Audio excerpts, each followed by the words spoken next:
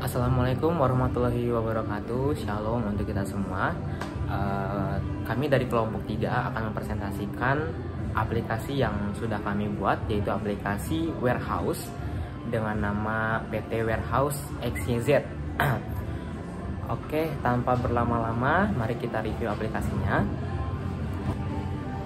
Oke, pertama saya akan menjelaskan mengenai data master, di mana data master ini terdiri dari data karyawan, data barang, data supplier, dan data gudang. Mari saya tunjukkan data karyawan yang sudah kami buat. Nah, di data karyawan ini, teman-teman, di form data karyawan ini, kita menginputkan nomor ID, nama, alamat, kemudian ada jenis kelamin, jabatannya, kemudian gajinya, dan terakhir ada tanggal lahir. Mari kita coba untuk menginputkan satu buah data, teman-teman. Sebagai contohnya, misalnya saya akan menginput untuk nomor ID adalah 111 dan namanya adalah, kita coba Bagas. Alamatnya di Jakarta Timur lah contohnya ya teman-teman, Jakarta Timur. Jenis kelaminnya laki-laki. Kita pilih jabatannya sebagai staff. Gajinya kita kasih 3 juta. Oke, tanggal lahirnya kita pilih misalnya lahirnya di tahun 1999 ya teman-teman. Hanya contoh saja. Misalnya di hari Minggu tanggal 4. Nah, setelah kita selesai menginputkan data, mari kita pencet simpan untuk menyimpan ke dalam tabel. Nah, maka di sini kita dapatkan Bagas ya di urutan kedua dengan ID nomor 111. Nah, kita coba untuk mengedit, teman-teman. Nah, untuk mengedit kita klik pada tabel, kemudian akan muncul pada text field. Ini kita ganti, misalnya Bagas pindah rumah. Kita ganti namanya, kita ganti alamatnya menjadi Bekasi. Nah, kita tinggal edit aja langsung. Nah, maka data karyawan ya dengan nama Bagas langsung berubah alamatnya, teman-teman. Yang tadinya di Jakarta Timur menjadi di Bekasi. Selanjutnya kita akan mencoba menghapus salah satu data pada tabel. Kita hapus saja data yang sudah kita inputkan tadi, Bagas ya. Kita hapus. Apakah berhasil, teman-teman? Nah, oke, data Bagas tadi sudah berhasil terhapus. Oke, jadi mungkin untuk data karyawan seperti itu. Kita akan lanjut ke data barang, teman-teman. Nah, ini tampilan menunya, kita langsung klik aja data masternya.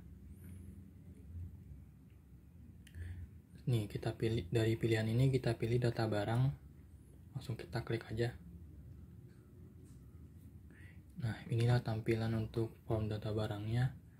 Untuk melakukan inputannya kita harus sesuaikan dengan data transaksi dari data barang masuk ya. Karena ini di sini kita hanya menguji tombol simpan, edit, dan hapus. Langsung aja kita pilih kode barangnya.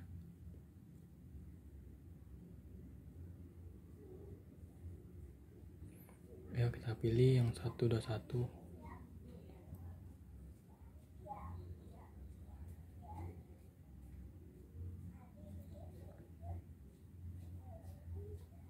Nama barangnya kita masukkan namanya monitor. Jenis barangnya kita masukkan hardware. Jumlah stok barangnya 10. Satuannya kita pakai unit saja. Kita cek. Nah, setelah berhasil disimpan, ternyata tombol simpannya bekerja dengan baik. Setelah data yang kita simpan masuk, kita coba untuk edit. Kita klik saja data yang baru saja kita inputkan. Kita klik. Nah, formnya langsung terisi oleh data yang baru kita input. Kita ganti nama barangnya, yang tadinya monitor kita hapus dulu, kita masukkan dengan nama laptop. Kita ketik saja laptop.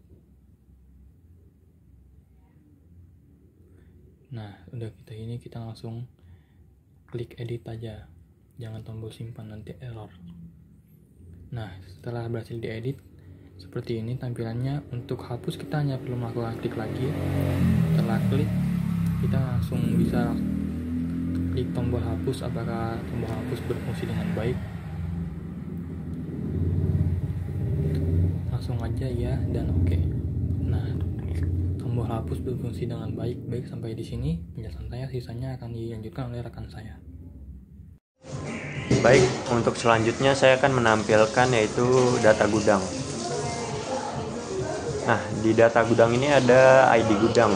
Mari kita isi ID-nya dengan nomor contoh 12 dengan kode areanya 8. Kapasitasnya kita isi 50 dan berlokasinya di Jakarta Selatan. Kita klik tombol simpan, ya data berhasil disimpan. Nah, selanjutnya coba kita edit. Yang tadi kode areanya 8 kita ubah menjadi 10. Lalu kita klik tombol edit. Kita klik yes. Ya, data berhasil diubah. Lalu datanya akan kita coba hapus. Ya, kita klik tombol hapus. Yes. Data berhasil dihapus. Sekian.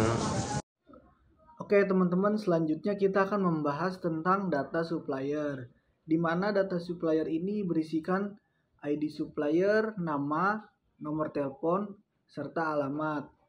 Dan data supplier ini berfungsi untuk menyimpan, mengedit, serta menghapus satu data supplier, ya kan? Di mana kita akan mencobanya nanti di ID supplier yang akan saya masukkan. Misal contoh saya masukkan di ID suppliernya 1, 2, 3 dan namanya adalah PT Nirwana ya. Dan nomor teleponnya saya isi di 0897 680 3926, bebas nih nomor teleponnya untuk teman-teman jika mau mengisi, ya kan. Kemudian di alamatnya di Jalan Raya Bogor kilometer 26. Lalu kita simpan. Nah, ini sudah berhasil disimpan. Kemudian langkah selanjutnya, jika kita ingin mengedit alamat, kita pencet edit. Tadi kan dari Jalan Raya kilometer Bogor 26, sekarang kita ubah menjadi Jalan Raya Pulau Gadung nomor 27. Nah, oke. Sekarang kita sudah berhasil mengedit data tersebut. Nah, kemudian jika ingin menghapus data yang tadi sudah kita buat di ID supplier 123, kita akan coba menghapus datanya. Iya, oke. Nah, kemudian datanya sudah bisa berhasil terhapus. Mungkin dari itu saja dari saya tentang data supplier. Terima kasih. Dari PT Warhes XYZ di sini juga mempunyai data transaksi, ada data barang masuk sama data barang keluar ya. Dari data barang keluarnya ada ID barang, jumlah barang, tanggal masuk, ID karyawan, ID gudang, sama nama suppliernya. Oke, kita akan mencoba menyimpan satu data barangnya ya. Misalnya kita akan menyimpan ID barang 110 dengan jumlah barang 20, tanggal masuknya 4 Juli 2025,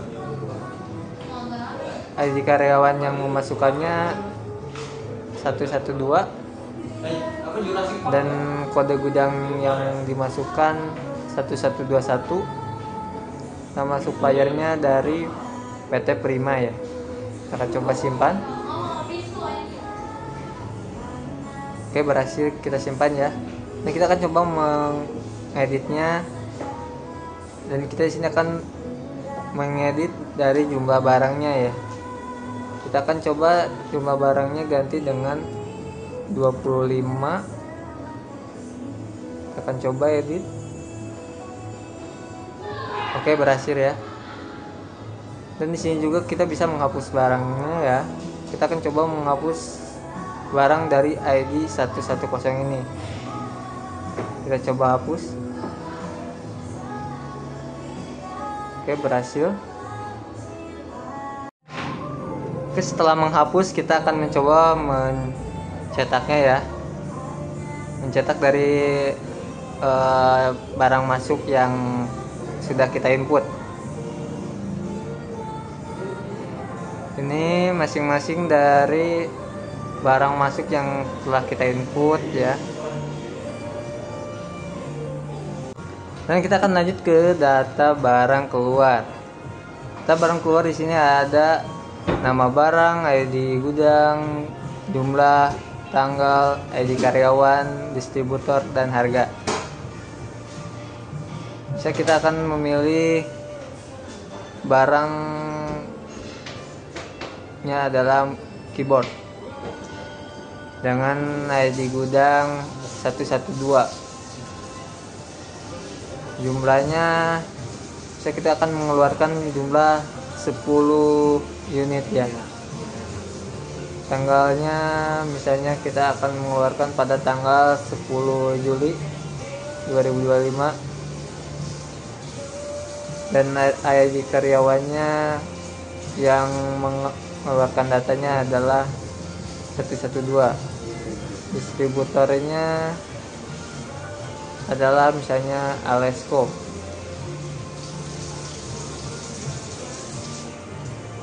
Dan harga dari per unitnya misalnya 240.000. Totalnya 2.400.000 ya. Kita coba tambahkan. Kita bisa menambahkannya lagi nih. Apa yang kita mau, misalnya mouse-nya dengan ID yang sama. Misalnya mouse-nya 5 biji ya. Tanggalnya masih sama, tanggal 10. Dan ID karyawannya masih sama ya, karena dia sendiri. Terus distributornya kita akan tuliskan misalnya yang membutuhkannya masih Alesco ya, Alesco. Harganya per unitnya adalah 200.000. Oke, totalnya adalah 1 juta. Kita tambahkan. Oke, berhasil. Kita akan totalkan ya, totalnya 3.400.000. Dan uang yang akan kita bayar misalnya 5 juta. Kembaliannya 1.600.000. Kita akan transaksi selesai. Oke, kita akan coba mencetaknya ya. Nah, ini dia. Ya, sekian. Jadi saya di sini ingin menjelaskan tentang laporan. Jadi sebelumnya saya ingin memberitahu kalau laporan itu dihasilkan dari data master yang kita buat sebelumnya. Oke, di sini kita menghasilkan beberapa laporan. Ada laporan data karyawan, data barang, data supplier, dan data gudang. Kita lihat di sini laporan data karyawan. Oke, di sini laporan data karyawan dari PT Warehouse XYZ menghasilkan beberapa ID, nama, alamat, jabatan, gender, gaji, dan tanggal lahir. Kita lihat contohnya di ID 100, namanya ada Rizwan, alamatnya di Jakarta, jabatannya sebagai manajer, gender laki-laki, gajinya 2 juta, tanggal lahirnya di tanggal 3 bulan 7 tahun 1998. Oke, kita lanjut. Itu tadi termasuk data karyawan. Yang kedua, kita lihat di laporan data barang. Oke, data barang di PT Warehouse XYZ memiliki beberapa barang. Ini kita kasih contoh, ada 2. Di ID 122 namanya mouse, jenisnya hardware, stoknya 90, satuannya unit. Nah, yang kedua itu ada ID 124, nama barang itu keyboard, jenisnya itu hardware, stoknya 30, dia satuannya item. Nah, itu tadi termasuk laporan data barangnya. Sekarang kita lihat di laporan data supplier. Oke. Di sini di laporan data supplier PT Warehouse XYZ, dia memiliki beberapa supplier. Yang pertama ada ID 11, namanya tuh PT Prima, alamat ada di Jakarta, nomor teleponnya 987654312. Nah, yang kedua juga supplier kedua ada di ID 112, namanya itu PT Aqua, alamatnya itu ada di Jakarta, nomor teleponnya 999.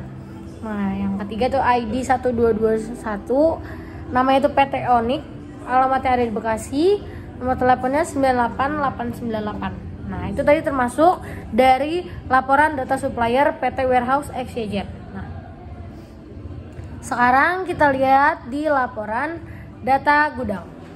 Jadi di PT Warehouse XYZ ada beberapa gudang. Jadi sini yang kita lihat, ID gudang yang pertama ada ID gudang 123, kode area itu ada 5, kapasitasnya itu 30, lokasinya di Bekasi. Jadi perlu diketahui juga PT Warehouse XYZ ini memiliki beberapa gudang yang terletak di Bekasi, Jakarta, dan Jakarta Timur. Nah, di gudang yang kedua itu ada 1121, kode areanya itu 6, kapasitasnya itu 10, lokasinya itu yang tadi di Jakarta. Yang kedua ID gudang 1234, kode area 7, kapasitasnya 100, lokasinya di Jakarta Timur. Nah, teman-teman, itu tadi termasuk beberapa laporan yang ada di PT Warehouse XYZ. Oke teman-teman, itu tadi termasuk review dari aplikasi PT Warehouse XYZ. Semoga video review ini bisa bermanfaat buat teman-teman yang ingin membuat aplikasi yang serupa. Oke, kurang lebih mohon maaf. Saya perwakilan dari kelompok 3 mengucapkan terima kasih. Assalamualaikum warahmatullahi wabarakatuh. Shalom.